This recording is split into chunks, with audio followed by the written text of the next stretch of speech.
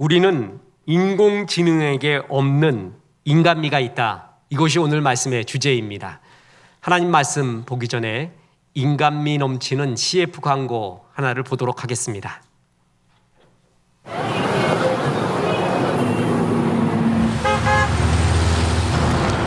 바쁜 일상 사이에 한 아이가 목발을 한 채 짐을 들고 있습니다. 신호가 바뀌고 힘겹게 횡단보도를 건넙니다. 불안하게 걷다 중심을 잃은 아이.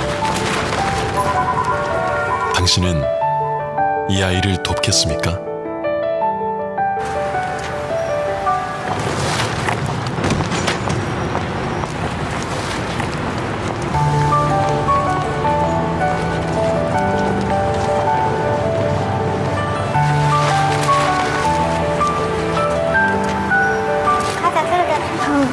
감사합니다. 내가 들어줄게. 그럴게요. 그냥 설거 감사합니다. 괜찮아? 아, 괜찮아요. 근데 잡아줄까? 어떡하지?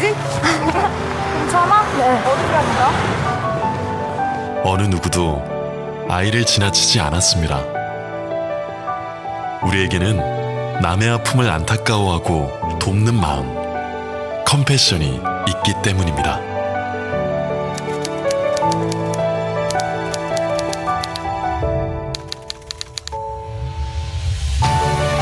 당신의 마음에도 이미 컴패션이 있습니다.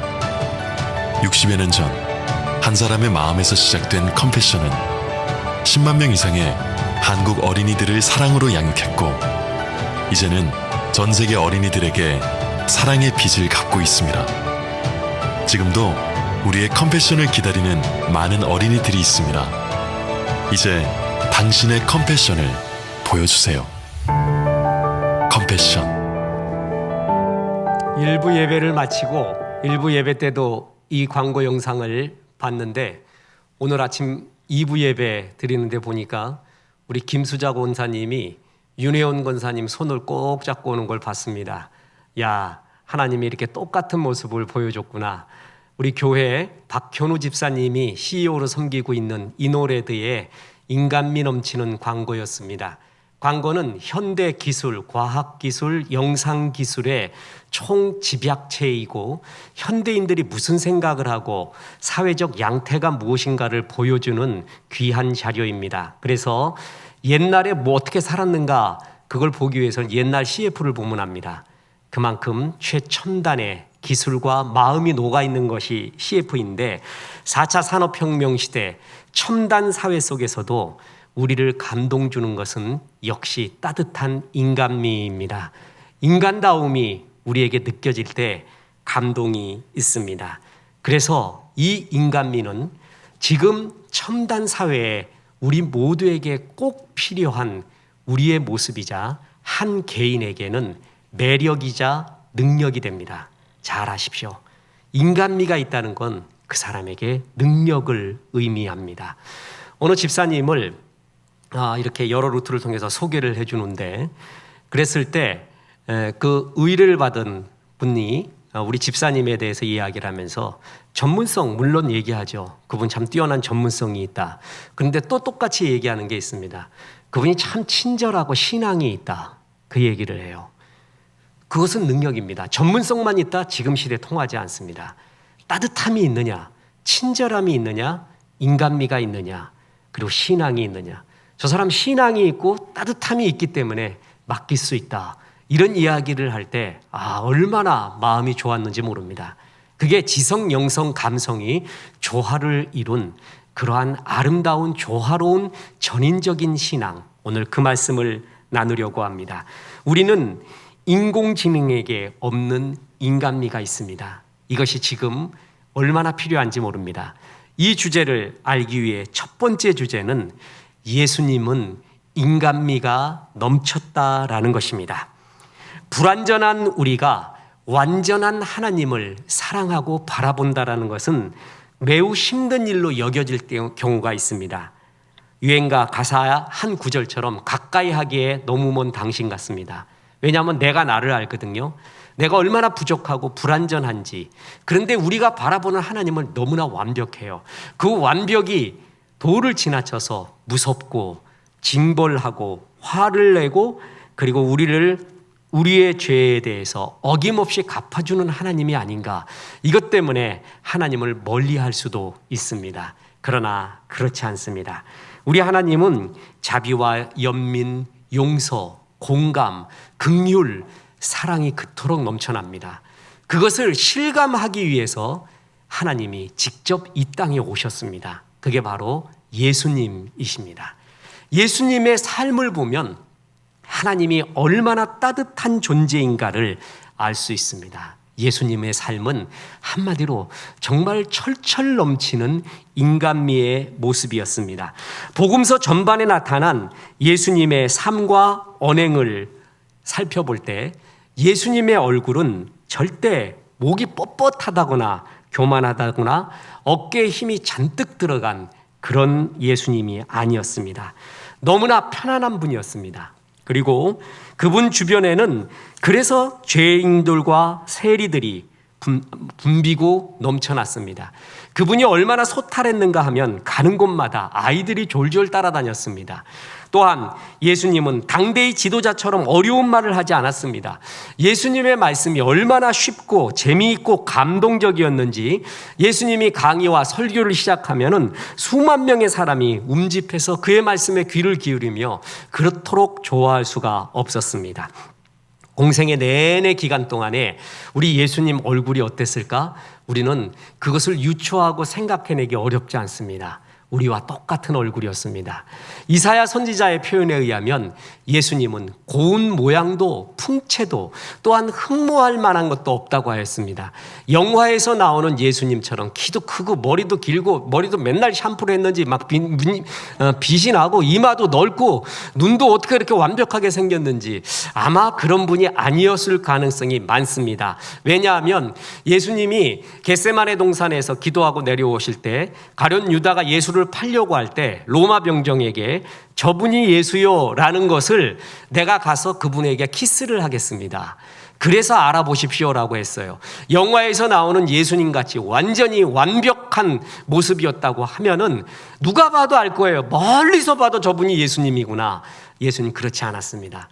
우리와 똑같은 얼굴, 이웃집 아저씨, 아줌마와 같은 그 인상을 똑같이 가지고 자연스럽습니다. 그의 얼굴에는 따스하고 다정한 인간미가 철철 넘쳤습니다. 슬퍼하는 사람에게는 같이 마주 앉아 손을 잡고 울어주셨습니다. 기쁜 일이 있는 사람에게는 한데 어울려서 어울렁더울렁 춤을 추셨을 것입니다. 고민투성이인 청년에게는 아마도 밤새 곱창집에서 식사를 같이 하면서 얘야 인생이 그런 건가? 어떤 고민이 있는가? 한참을 들어주셨을 것입니다. 이런 예수님의 모습에 율법 학사들과 바리새인들은 도저히 이해할 수가 없었습니다. 자기들이 생각한 것과는 너무나 달랐습니다. 그래서 오늘 본문에처럼 이렇게 말했습니다. 누가복음 7장 34절에 먹기를 탐하고 포도주를 즐기는 사람이요 세리와 죄인의 친구로다. 그들에게 있어서 메시아는 절대로 그래서는 안 되는 존재였기 때문입니다. 이 메시아는 인간의 몸을 빌어서 탄생하지 않고 구름을 타고 왔으면 얼마나 좋을까. 저작거리에서 그렇게 천하게 태어나지를 말고 청결하고 완벽한 구중궁궐에서 태어나셨어야 했습니다. 현실을 뛰어넘는 메시아, 인간과는 차원이 다른 초인적 메시아, 오랜 인간의 소원을 넘치도록 충족시켜줄 기적의 메시아야 했습니다. 그런데 그들의 눈에 비친 메시아는 그렇지 않았습니다. 너무나 초라했습니다. 범인들의 삶과 조금도 다를 바가 없었습니다. 밥 같은 것은 안 먹어도 되는 줄 알았는데, 화장실도 안 가시는 줄 알았는데 메시아는, 바리새인들은 그들의 눈으로 보았을 때 동네 잔치에 자연스럽게 뛰어드는 메시아를 보았습니다. 어울렁더울렁하는 예수님의 모습을 이해할 수가 없었습니다. 더군다나 그들이 생각하는 메시아는 세리와 창기와 죄인들과 어울려서는 절대로 안 되는 분이었습니다. 그런데 잔치집에 들어가실 때 예수님께서는 제자들과 함께 며칠째 줄임배를 채우기 위하여 나오는 음식마다 싹쓸이 하셨습니다. 먹기를 마시기를 탐하는 자다 할 정도로 잘 먹어댔습니다. 밤늦도록 죄인들과 어울려 먹고 마시며 이런저런 세상 이야기를 나누셨습니다. 율법 학자들과 바리새인들은 이런 예수님을 노골적으로 비난하고 배척했습니다. 자기들의 모습과 너무 달랐기 때문에 그렇습니다. 바리새인 서기관은 한마디로 인간미 없는 거짓 의인이었습니다. 인간미도 없지만 스스로 의인인 채 했습니다. 그런데 진짜 의인이신 예수님은 너무나 자연스러웠습니다. 너무나 사람들을 이해하고 공감하고 그들과 함께 울고 웃었습니다. 그런 예수님을 볼 때 자기들이 부끄러웠을 수도 있고 자기들의 모습과 달라서 싫어할 수도 있고 왜 우리와 어울리지 않고 그런 모습이냐. 그럴 때 예수님이 바리새인과 서기관들을 향해 말합니다. 마음속에 음욕을 품은 적이 있는가 그대들? 마음속에 음욕을 품었으면 이미 간음한 것이네. 하나님 앞에 의인이라고? 하나님이 인정하는 의인은 마음까지도 의인이어야 되네. 의인은 없네. 나는 의인을 위해서가 아니라 병자와 죄인을 위하여 이 땅에 왔노라. 의인인 채 하는 사람한테는 은혜가 필요 없습니다. 의원이 필요 없습니다. 나는 죄인입니다. 날 도와주십시오. 나는 주의 은혜 아니면 살 수 없습니다 하는 사람들을 위해서 왔다는 거예요. 근데 바리새인과 서기관은 그거 없이도 살았습니다. 그런 말을 하니까 싫어했어요. 자기들의 거짓 의의가 드러나자 싫어했습니다. 그래서 예수님 앞에 회개하는 대신에 예수님을 십자가에 못 박는 것을 택하게 됩니다. 이런 존재들이었습니다. 인간미 없는 거짓 의인들. 그러나 우리는 이런 인간미 넘치는 예수님이 너무나 좋습니다. 한없이 우리와 똑같이 부족한 인간과 마주 앉아서 먹고 마시면서 밤새도록 어깨동무하고 노래 불러주시고 우리 고민 들어주시는 메시아가 너무나 좋습니다.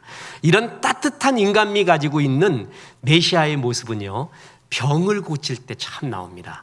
예수님이 이 땅에 오셔서 많은 병을 고쳤거든요. 근데 저는 예수님의 병 고침의 사역 중에 제일 감동적인 것이 마가복음 7장에 나오는 오랜 세월 동안 청각장애와 언어장애를 가진 장애인을 고치는 장면입니다. 청각장애 있으면 언어장애도 있잖아요. 그랬을 때 예수님은 얼마나 따뜻한 인간미가 있는가. 정말 이 구절은 감동적입니다. 예수님은 그때가 공생의 절정기였습니다. 그래서 그에게 말 한마디면 나을 수 있습니다. 우리가 방송으로도 예배드리잖아요. 원격 조정으로 멀리 떨어져 있어서 말씀 한마디도 고칠 수 있습니다. 아니, 말을 하지 않고 마음속으로 나아라 그러면 나을 수 있는 능력을 가지신 분입니다. 그런데 이 장애인을 예수님이 따로 데리고 나갑니다. 그리고요, 당신의 두 손을 장애인의 귀에 넣습니다. 그 장면을 상상해 보세요. 그리고 장애인의 혀에 당신의 침을 같이 이렇게 섞어줍니다. 그러고 낫게 합니다. 이해할 수가 없는 장면이었어요. 아니, 그냥 나으라 그러면 될 텐데 어떻게 메시아 하나님이 그런 일을 하는가? 마태복음 7장 보십시오. 31절부터 보면 예수께서 다시 두로 지방에서 나와 시돈을 지나고 데가볼리 지방을 통과하여 갈릴리 호수에 이르시매 사람들이 귀먹고 말 더듬는 자를 데리고 예수께 나와 안수하여 주시기를 간구하느늘 예수께서 그 사람을 따로 데리고 무리를 떠나사 손가락을 그의 양 귀에 넣고 침을 뱉어 그의 혀에 손을 대시며 하늘을 우러러 탄식하시며 그에게 이르시되 에바다 하시니 이는 열리라는 뜻이라. 그의 귀가 열리고 혀가 맺힌 것이 곧 풀려 말이 분명하여졌더라. 저는 이것이 제일 감동적입니다. 하나님이 이 땅에 와서요, 인간의 귀에 손가락을 넣습니다. 그리고 혀를 내봐라. 그리고 당신의 손에 아마 침을 묻혔는지 그 묻힌 손을 침을 그의 혀에 댑니다. 아니, 어떻게 이런 행동을 하며 치유하십니까? 예수님은 참 친밀하게 접촉하는, 우리와 악수하고 하이파이브하는, 우리를 만져주시는 하나님이셨습니다. 자, 들어보세요. 예수님이 이렇게 능력 있다 여기서 알 수도 있잖아요. 그런데 그 선천적인 청각 언어 장애인의 입장에서 생각해 봅시다. 그분이 날 치료해 줬어. 그는 그렇게 간증하지 않았을 거라고 봅니다. 그분은 온 몸으로, 온 영혼으로 하나님의 은혜를 체험을 했습니다. 나아라 짠! 그래서 나았어요. 역시 능력의 주님이야. 이렇게 말하잖아요. 근데 아마도 그는 그렇게 간증하지 않았을 것입니다. 이렇게 간증할 겁니다. 그의 손이 내 귀에 들어왔어. 그의 침이 내 혀에 들어왔어. 나는 온 몸으로 하나님을 체험을 했어. 온 영혼으로 머리 끝에서부터 골수에 이르기까지 하나님의 사랑이 뭔지, 은혜가 뭔지, 그분이 나를 얼마나 귀하고 사랑을 여기는지 온몸으로 체험했어. 내가 할 수 있는 말은 이거야. 하나님은 사랑이시라. 아마 이 간증을 하지 않았을까요? 병 나음의 능력의 하나님보다 이 하나님은 정말 사랑하시는 분이구나. 나를 좋아하시는 분이구나. 내 온몸을 만지셨던 분이구나. 아마 이렇게 간증했을 것입니다. 우리 예수님이 바로 그런 존재였습니다. 예수님은 하나님이셨습니다. 우리 하나님이 바로 그런 존재라는 것입니다. 뿐만 아닙니다. 날 때부터 소경된 자가 있었거든요. 그분을 고칠 때도 주님이 요한복음 9장 6절에서 보십시오. 이 말씀을 하시고 땅에 침을 뱉어 진흙을 이겨 그의 눈에 바르시고 그렇게 고쳤습니다. 너 소경이냐? 나아라 짠! 그러지 않았습니다. 그는 일부러 땅에 있는 흙에 당신의 침을 이깁니다. 그래서 진흙을 만들어서 그의 눈에 붙입니다. 당신의 침, 하나님 아버지가 만든 이 땅, 그리고 그의 몸, 이 세 가지를 다 사용하십니다. 그래서 고칩니다. 날 때부터 소경이었습니다. 그랬더니 바리새인과 서기관이 난리가 났습니다. 왠지 아십니까? 날 때부터 소경된 것은, 그리고 그가 낳은 것은 창세로부터 지금까지 인간의 어느 박수무당, 점쟁이, 능력자가 행하지 못했던 일입니다. 바리새인은 잘 압니다. 날 때부터 소경된 자가 낳으면 그를 행하신 것은 메시아다라는 것을 알고 있었어요. 그래서 그 소경한테 가서 자꾸 협박을 합니다. 예수님은 싫었어요. 메시아라고 인정하는 거를. 우리와 똑같지 않아요. 어깨에 힘 하나도 없고 죄인과 세리와 같이 먹고 그렇게 소탈할 수 없고 인간미 있을 수 없고 자기들하고 너무 달랐어요. 그런데 그분이 날 때부터 소경된 자를 진짜 고치면 메시아인 게 분명하거든요. 그게 너무 싫었어요. 그래서 그 소경한테 묻습니다. 너 날 때부터 소경 아니지? 아직 조금씩 보이지 않았니? 이래 가면서 그가 아니라는 것을 자꾸 증명하려고 했더니 이 소경은 뭐냐면은 한마디만 하겠습니다. 난 날 때부터 소경이었어. 그리고 어떤 청년이 와서, 메시아라는 청년이 와서 내 눈에다가 진흙을 이겼는데 그거 바르고 난 다음에 기도받고 난 나았어. 난 할 말이 이거밖에요. 이게 진짜 팩트라. 그러니까 얘한테는 안 되겠어요. 그래서 부모, 인생을 조금 먹은 부모한테 찾아갑니다. 인생이 얼마나 무서운지, 우리가 너희들을 협박을 하거나 궁지로 몰아넣으면 얼마나 무서운 인생인지 알지? 협박을 주면서 당신 아들 날 때부터 소경이 아니지요? 이런 식으로 말했어요. 그랬더니 부모가 이렇게 말해야 되잖아요. 날 때부터 소경 분명합니다. 내 자식입니다. 이렇게 말을 못합니다. 왜냐하면 부모는 인생을 알아. 이 세상 무서운 걸 알아. 그래서 이상한 말을 해요. 아들한테 물어보래요. 아들이 또 말합니다. 내가 분명히 말하지만 그분이 나를 낫게 해줬습니다. 그래서 그 소경은 출교가 됩니다. 출교가 너 우리 유대교에서 나가, 우리의 신앙에서 나가. 아무것도 아닌 것 같지요? 아니에요. 죽음을 의미합니다. 종교개혁자 마틴 루터에게 출교 명령을 내렸잖아요. 누구든 마틴 루터를 죽여도 법의 보호를 받지 못합니다. 때려도 되고 상해를 입혀도 돼요. 출교는 무서운 것입니다. 그런데 이 소경은 그게 문제가 아니었습니다. 출교했다고 해라까지 것. 나는 더 큰 믿음, 하나님의 사랑을 온몸으로 받았어. 그게 더 큰 거야. 이렇게 말할 정도예요. 이게 믿음이에요. 믿음은 뭐냐 하면 세상의 그 모든 것들을 능가하는 하나님의 은혜의 감동이에요. 출교하려면 해라. 그 출교 당한 다음에 예수님이 그 소경을 또 찾아가시죠. 그래갖고 또 은혜를 주십니다. 염려 말라고. 이렇게 인간미 있는 예수님이에요. 그 예수님이 나라짭하고 능력을 보여준 게 아니라, 능력이 아니라 사랑을 보여주신 겁니다. 만져주신 것입니다. 당신의 신체에 침을 섞으십니다. 아버지가 만든 진흙을 이겨서 그의 눈에 바르십니다. 우리 하나님이 바로 이러신 거라는 거죠. 우리를 이토록 공감하시고 사랑하시는 하나님 뿐만 아닙니다. 전도단이 예수의 이름으로 귀신도 쫓고 난리가 일어났습니다. 보고하면서 흥분했습니다. 그랬더니 그들에게 예수님이 이렇게 말합니다. 잘했다. 한 가지 능력은 더 줄 테니까 넌 요래 동쪽으로 갔던 놈 서쪽으로, 서쪽으로 갔던 놈 북쪽으로 가서 복음 전해라. 밥 먹지 마. 지금 바빠 죽겠는데 금식하면 되지. 잠도 자지 마. 며칠 안 잔다고 죽지 않아. 주의 일 해.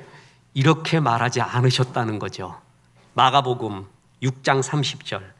사도들이 예수께 모여 자기들이 행한 것과 가르친 것을 낱낱이 고하니 이르시되 너희는 따로 한적한 곳에 가서 잠깐 쉬어라 하시니 이는 오고 가는 사람이 많아 음식 먹을 겨를도 없습니다.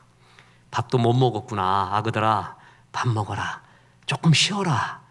이 따뜻한 인간미, 이 예수님, 우리를 사랑하시는 예수님께서 율법학자들과 바리새인들로부터 먹기를 탐하고 포도주를 즐기는 사람이요 세리와 죄인의 친구라고 불렸다는 것이 그렇게 좋습니다. 인간미 넘치고 자연스럽고 고위 관료들처럼 목이 뻣뻣하거나 고자세가 아니었다는 것, 가식적이나 형식적이지도 않았다는 것, 물 흐르는 것처럼 편안하고 소탈하고 자연스러웠다는 것, 그게 그렇게 좋을 수가 없습니다. 이 인간미 넘치는 하나님이 우리를 이 땅에 딱 한 번 이 세상에 살게 하십니다. 그래서 그 예수님이 계시는 한 이 세상은 잔치집, 축제가 될 수 있습니다. 주님이 차려놓으신 따뜻한 밥상을 먹는 축제의 삶을 살 수가 있습니다. 그래서 너는 이 세상을 살되 감사해라. 범사에 감사하라. 기쁨의 삶을 살아라. 예배하고 기도하는 삶을 살아라. 이렇게 삶의 원리를 우리에게 가르쳐 주셨습니다. 그래서 이 인간미 넘치는 예수님을 보았기에 오늘 본문에 두 번째 교훈이 있습니다. 그것은 예수님의 인간미를 가지라라는 것입니다. 신앙은 한마디로 예수님을 닮아가는 것입니다. 그 예수님이 어떤 존재였어요? 이렇게 따뜻한 인간미를 가지고 있는 존재였습니다. 그래서 저 사람이 신앙이 참 좋다라는 것은 곧 뭘 의미하냐 하면 인간미가 있구나, 따뜻하구나, 공감 능력이 있고 긍휼의 마음이 있고 이런 따뜻함이, 소탈함이 그에게 있구나, 그와 동일한 말입니다. 인간미가 없는 사람이 아무리 성공을 해도 그는 존경받지 못합니다. 이 세상은 두 가지를 요구합니다. 전문적 능력과 따뜻한 인간미입니다. 능력은 있으나 인간미가 좋지 않은 사람은 많은 사람한테 피해를 줍니다. 특히 능력이 있어 높은 고지를 차지했어요. 높은 위치에 갔는데 그가 인간미가 없어요. 그럼 여러 사람 죽게 합니다. 높은 고지를 갈수록 따뜻한 인간미를 가지고 있어야 됩니다. 사랑이 있어야 돼요. 사랑이 없는 사람이 중요한 결정의 위치들에 올라가잖아요. 그리고 중요한 정책을 결정하고 중요한 일들을 하잖아요. 사회는 삭막해집니다. 그리고 많은 사람들이 피해를 입게 됩니다. 그래서 인간미가 풍부한 사람이 지도자가 돼야 되고 고위 관리가 돼야 되고 또한 많은 사람을 섬기는 사람들이 되어야 합니다. 메가트렌드로 유명한 세계적인 미래학자 존 나이스비츠는 자신의 딸과 작가인 더글라스와 더불어 세계 최고의 지성인들을 인터뷰해서 이 세상을 진단하고 치유하는 방법으로 하이테크 하이터치라는 책을 지었습니다. 이 세상은 하이테크 사회잖아요. 이 하이테크 사회에서 제일 필요한 게 뭐냐면 하이터치하는 사람, 공감이 있는 사람, 사랑이 있는 사람이라는 거예요. 인간이 기계에 종속되지 아니하고 기계에 눌려가지 아니하고 인간다운 삶을 살기 위해서는 하이터치, 고감도의 극률함과 공감 능력을 가진 인간의 얼굴을 가진 기술자, 인간의 마음을 품은 경영인, 인간의 마음을 가진 조직관리자, 마케터들이 많이 나와야 된다는 거예요. 이들이 사회를 아름답게 하지, 그렇지 않으면 더 많은 기술로 더 많은 사람을 죽인다는 것입니다. 인간미가 없는 디지털 혁신은 모두에게 외면받게 되고 세상을 차갑게 합니다. 존 F 케네디가 방산 산업체의 비리를 얘기하면서 기술은 양심이 없다라는 유명한 말을 합니다. 기술은 양심이 없습니다. 그리고 AI도 양심이 없습니다. 매년 기술이 발전하고 혁신이 일어나지만 그 기술을 올바른 방향으로 쓰고 아름답게 사용하는 것은 사람의 양심과 관심에 달려있다는 것입니다. 그러니까 고감도 사회가 될수록 인간미 가진 사람들이 그 능력들을 제어를 해야 된다는 것입니다. AI, 인공지능도 그렇습니다. 인공지능은 양심이 없습니다. 저는 제가 믿기로는 공상과학 영화에 나오는 인공지능이 자의식을 갖는가? 인간을 해야 할 건가? 저는 없다고 봅니다. 전 완전히 개인적이라고 얘기했죠. 외계인에 대해서도 수요일 날 특강했잖아요. 저는 우리와 같은 지적 능력을 가진 외계인 저는 없다고 생각합니다. 그리고 인공지능, 셀프 컨셔스니스, 자의식을 가져서 인간을 지배한다. 인공지능 진짜 연구하는 전문가들 말 들어보면 불가능하대요.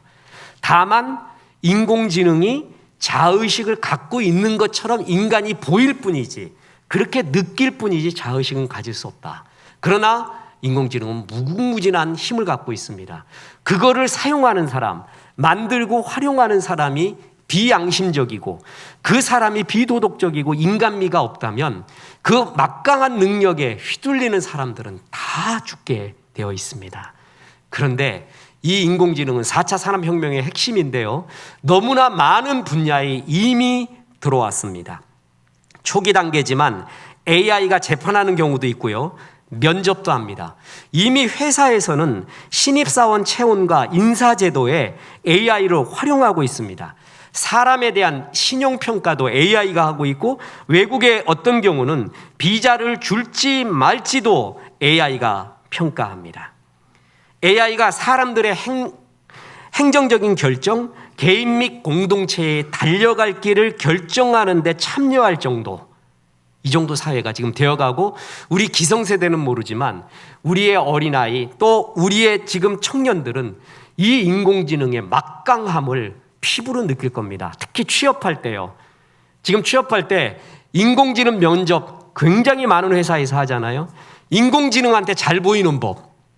인공지능은 이런 걸 싫어해. 이런 말을 싫어해. 표정은 이렇게 내야 되고 발음은 이렇게 해야 되고 인공지능한테 잘 보이는 면접법을 공부해야 될 정도의 시대입니다. 정말 코앞에 이런 것들이 다가왔습니다. 빌 게이츠나 일론 머스크 등이 이 인공지능에 대해서 인류의 가장 위대한 발명품이자 가장 위험한 발명품이라고 말한 이유도 이겁니다. 무서움을 느낄 정도입니다. 이것을 잘 제어하기 위해서는 따뜻한 인간미를 가진 사람이 제어를 해야 됩니다. 만들어 가야 됩니다. 그 소프트웨어를 개발해야 됩니다. 실제 인공지능 면접관이 못하는 일을 인간들은 인간 면접관이 하는 그래서 인간을 살리는 수많은 예가 있습니다. 그중에 일본의 어떤 회사 실제 면접 때의 이야기입니다. 홀어머니를 모시고 있는 한 청년이 있었는데 맨날 시험에 떨어집니다. 입사 시험에. 마지막 시험이라고 여겼던 면접에서도 또 떨어졌습니다. 그랬더니 면접 시험을 이렇게 담당했던 회장님 붙잡고 읍소를 합니다. 늙으신 홀어머니 모시고 삽니다. 한 번만 더 기회를 주십시오. 그랬더니 그 회장님이 뜻밖의 말씀을 하십니다. 홀어머니를 모시고 산다고?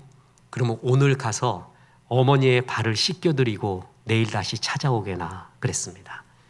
그래서 그날 이 청년은 어머니의 발을 씻겨드리게 되었습니다. 그런데 이걸 보니까 부모님을 직접 그 발을 만져보니까 이건 사람의 발이 아니었습니다. 거북이 등처럼 굳어지고 갈라지고 발톱은 닳아서 검게 오그라져 있었습니다. 홀로 된 어머니가 아들을 위해 피멍이 들도록 살아온 사랑의 흔적이었습니다. 청년은 흐르는 눈물을 감당할 길이 없었습니다. 다음 날 회사로 다시 찾아간 청년은 회장님에게 인사를 했습니다. 회장님, 감사합니다. 저에게 어머니의 사랑이 어떤 것인지 온몸으로 깨닫게 해주셨습니다. 이렇게 돌아서 나오려는 청년에게 회장이 말을 합니다. 대언네, 내일부터 출근하게나 몸으로 어머니의 사랑을 느낀 것처럼 고객에게도 똑같은 가슴으로 대해주게나. 일본에서 있었던 실화입니다. AI 면접관이면 이 청년은 평생토록 취업을 못합니다. 그런데 인간 면접관이었어요. 인간은 사랑이 있어요. 인간미가 있어요. 어머니, 아버지, 누님, 그러면 떠오르는 게 있어요. 공감하는 게 있어요. 그것 때문에 우리가 살만한 세상 아닙니까? AI에 없는 게 우리에게 있습니다. 예수님이 그랬습니다. 부모님을 손으로 만져보면 느낌이 다르듯이 하나님이 이 땅에 오셔서 인간을 직접 만지셨습니다. 시몬 베드로의 장모님 고칠 때 보십시오. 마태복음 8장 15절에 그의 손을 만지시니 열병이 떠나가고, 자기의 능력을 보여주기 위해 난 말이야 말 한마디로 끝나 생각 하나라도 나을 수 있어 능력을 보여주신 게 아니라 손을 잡아서 사랑을 보여주셨습니다. 저는 이런 예수님이 너무나 좋습니다. 이게 바로 인간미 있는 예수님이었고, 신앙이 좋다라는 것은 예수님을 닮아 있다는 것이에요. 저 사람은 참 인간미가 있구나, 따뜻함이 있구나. 김밥 좋아하십니까? 저는 개인적으로 김밥 먹을 때 매끈하게 잘려진 몸통보다도 뒷꼬다리가 맛있습니다. 거기에 지저분한 것 같은 뭐 이상한 또 다 걸려 있는데 그놈 씹을 때 인생 씹는 것 같아요. 이렇게 허술한 듯한 꼬다리 달려 있는 것, 사람도 그렇습니다. 매끈한 유리 같은 사람보다 뭔가 스며드는 옥양목 같은 사람이 좋습니다. 인간미 있는 사람한테 말을 하고 싶습니다. 윌리스 스티븐슨이라는 시인의 시, 우리들의 풍토의 시, 좋은 시입니다. 이 시에 이런 구절이 나옵니다. 불완전한 것이 우리의 낙원이다. 이 세상은 불완전하대요. 그렇기 때문에 우리는 여기가 낙원이래요. 완벽하면은 모든 것이 깨끗하고 완벽하고 의로운 곳에만 있으면 불안해 죽겠어요. 사람. 난 집이 너무 정돈돼 있으면 불안해 죽겠어. 그냥 너저분한 것도 있고 그 사이로 왔다 갔다 하면서 생각하고, 어떤 사람은 도서관에 정자세로 앉아야 생각이 난대요. 그래서 볼펜을 들어야 된대요. 저는 그냥 아랫난닝구 윗난닝구 있고 방 안을 서 다니면서 생각나면 쓰고 생각나면 또 이거 하고 음악도 들었다가 휠 다녔다가 김밥 꼬다리 같은 삶이 좋아요. 그럴 때 생각이 나와요. 창의적인 생각이 나오고 이해하는 생각이 나옵니다. 물이 너무 맑으면 물고기가 없고, 사람이 사람을 너무 살피면, 이때 살피면이라는 뜻이 너무 꾸짖으면, 지적하면이라는 뜻입니다. 그러면 무리가 없다, 사람들이 없다, 따르는 사람이 없다라고 말했습니다. 청수무어 혹은 수청이면 무대어라는 말과 똑같은 말입니다. 증류수처럼 물이 너무 맑으면 그 속에는 먹이도 없고 산소도 없습니다. 물속에 또한 돌이나 풀이 없으면 물고기가 숨을 곳도 없고 알을 낳을 곳도 없습니다. 그래서 그렇게 맑은 물에는 물고기가 없습니다. 이 말들은 사람들이 너무 완벽할 정도로 결벽을 추구하면 사람이 같이 배견하지를 못한다라는 말입니다. 고결한다라는 것이 흠이라고 할 수는 없습니다. 그런데 그 도가 너무 지나쳐서 나 혼자만 고결하고 다른 사람은 전부 죄인처럼 보이고 다 못마땅하게 보이는 그 시선, 그것은 많은 사람을 죽입니다. 그리고 그것을 자기도 자기의 내적으로 보면 결코 고결하고 깨끗하지 않다는 걸 자기가 아는데, 바리새인이 그거를 아는데 그것을 지적하는 예수님, 그리고 자연스러운 예수님을 싫어하게 된다라는 것입니다. 자기 중심이 없으면서도, 자기는 막 중심이 없어요. 철학도 없으면서도 사람들과 어울리지도 못하고, 그리고 고집만 센 사람이 있고, 자기 중심이 확고하게 있으면서도 어울리기를 잘하는 사람이 있습니다. 이 사람이 고수입니다. 예수님이 그랬습니다. 예수님은 자기 중심이 확실했지만 죄인과 심지어 세리와 거리의 여인들과도 어울릴 줄 아는 넓은 마음, 그리고 인간미가 그에게 있었습니다. 충무공 이순신, 그의 아름다움이 있지만 저는 이순신의 24전 24승이라는 불패의 능력도 뛰어나지만 그는 거기에 더불어 인간미가 있었습니다. 지금 충무공 이순신의 난중일기의 완역본 전부 번역한 거 있잖아요. 많이 나와 있습니다. 완역본은 이렇게 좋은 교훈만 모아놓은 거하고 다릅니다. 완역본 읽으면 더 입체적으로 느낍니다. 제가 완역본 보고 제일 충격받았던 게 안내의 일기입니다. 여러분, 안내의 일기 그러면 순수한 소녀가 숨어서 유대인 학살에 피하면서 나치에 숨어서 일기 쓴 거, 순수 소녀의 순수 마음 같죠? 읽어보고 나 기절하는 줄 알았어. 어찌 소녀가 이런 생각을 하는가? 무슨 생각인데요, 목사님? 읽어보세요. 그걸 보고 난 더 인간미를 느꼈어요. 그렇구나. 마찬가지로 난중일기의 완역본에도 정말 놀라운 사실이 있는데 그건 뭐냐면 이순신 장군은 병사들, 이름 없는 병사들, 마을의 노인네들, 그리고 종, 이들의 이름을 기억하고 있다는 거죠. 보세요. 소문에 종 갓과 동과 철매가 병으로 죽었다니 참 불쌍하다. 종 해당도 왔다. 새벽에 종 한경, 돌쇠, 해돌 및 잠오종 등이 돌아왔다. 저녁에 종 금이, 해돌, 돌쇠 등이 돌아갔다.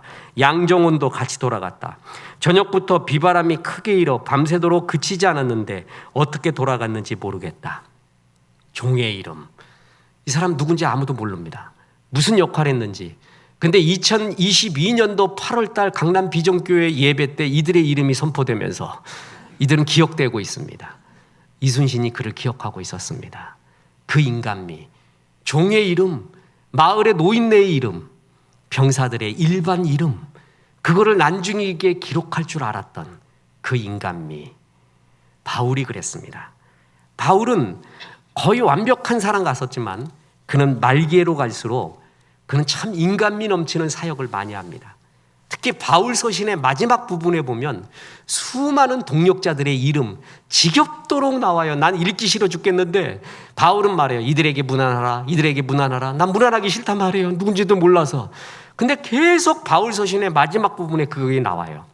F.F. 브루스라는 바울만 연구한 이런 학자가 있었는데 거기에 나오는 동역자의 이름은 곧 바울이었대요.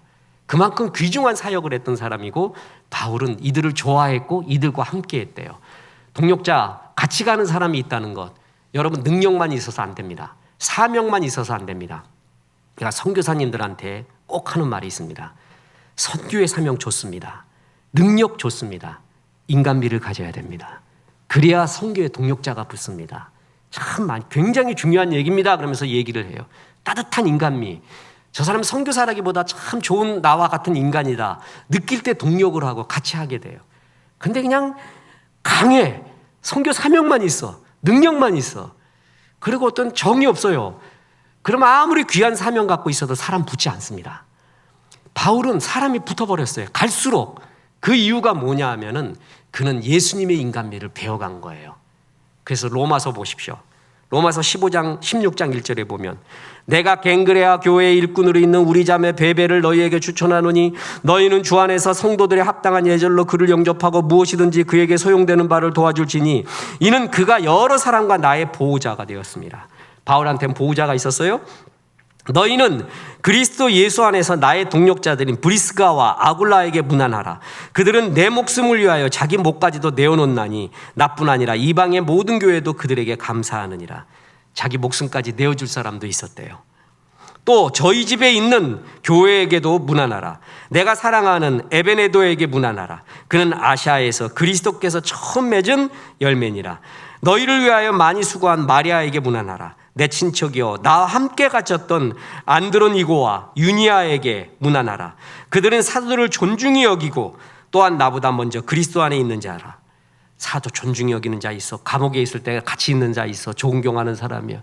이게 지금 요까지만 읽은 거예요. 계속 나와요.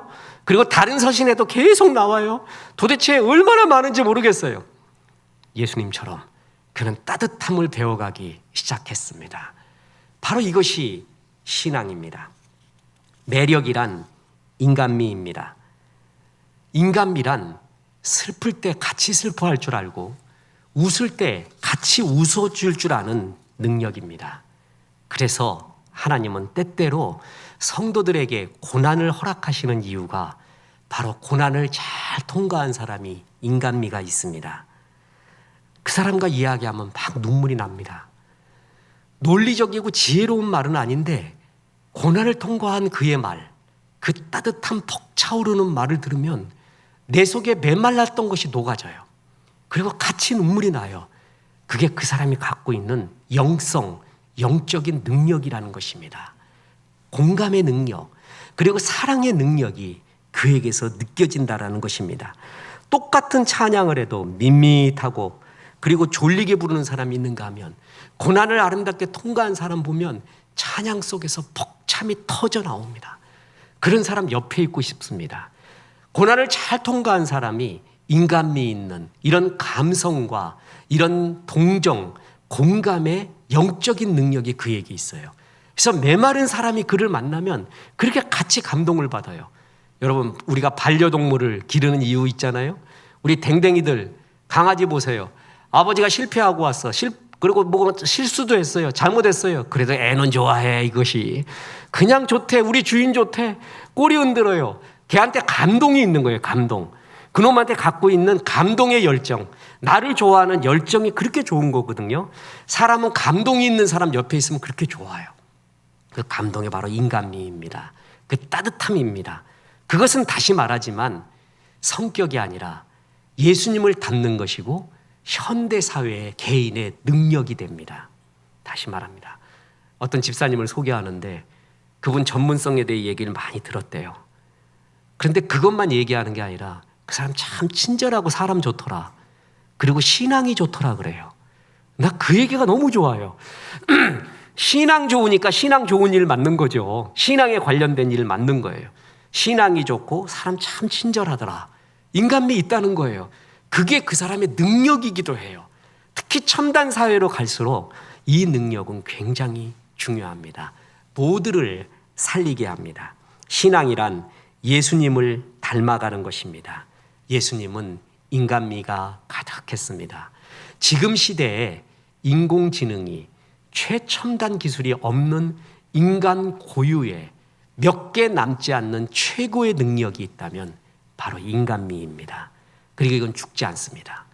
사회가 고도화될수록 인간미와 공감 있는 사람을 좋아합니다.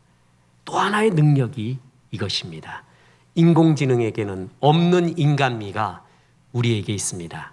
예수님처럼 따뜻한 인간미를 가져서 많은 영혼 주께로 인도하고 우리 젊은이들은 인간미 가져서 현실사회 경쟁에서 승리하시고 또 다른 능력 품으시고 주의 종으로 아름답게 살기를 주 예수의 이름으로 축원합니다. 우리 하나님 말씀 생각하며 88장 부르십니다.